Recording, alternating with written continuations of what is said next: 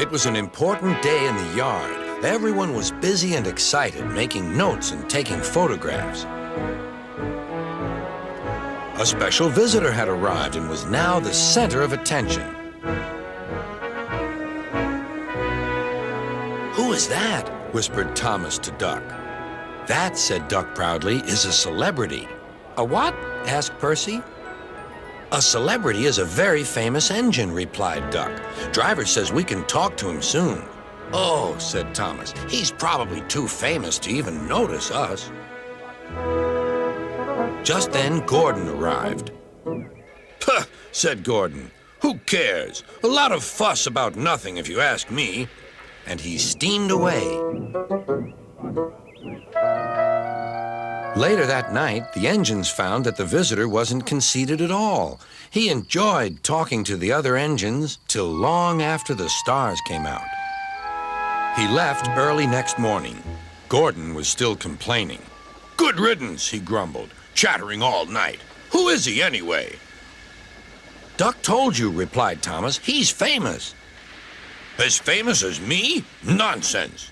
"He's famouser than you. He went 100 miles an hour before you were even thought of."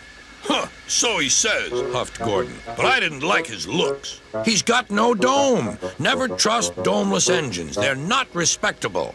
I never boast, but I'd say 100 miles an hour would be easy for me. Goodbye."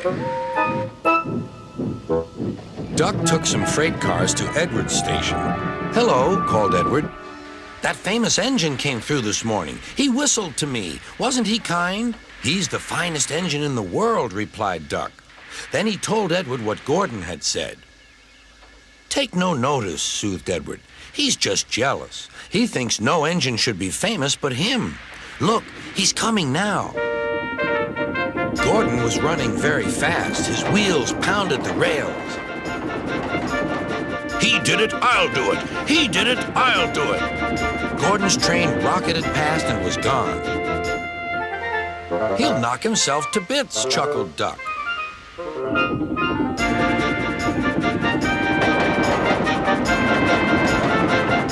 Gordon's driver eased him off. "Steady, Gordon. We aren't running a race." "We are then," said Gordon, but he said it to himself. Suddenly, Gordon began to feel a little strange. "The top of my boiler seems funny," he thought. "It feels as if something is loose. I'd better go slower." But it was too late. On the viaduct, they met the wind. It was a teasing wind which blew suddenly in hard puffs. Gordon thought it wanted to push him off the bridge. "No, you don't," he said firmly. But the wind had other ideas. It curled round his boiler, crept under his loose dome, and lifted it off and away into the valley below. Gordon was most uncomfortable. The cold wind was whistling through the hole where his dome should be, and he felt silly without it. At the big station, the freight cars laughed at him. Gordon tried to wheesh them away, but they crowded round no matter what he did. On the way back to the shed, he wanted his driver to stop and fetch his dome.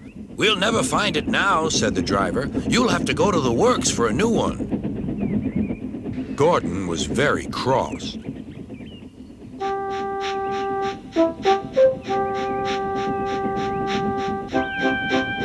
"I hope the shed is empty tonight," he huffed to himself.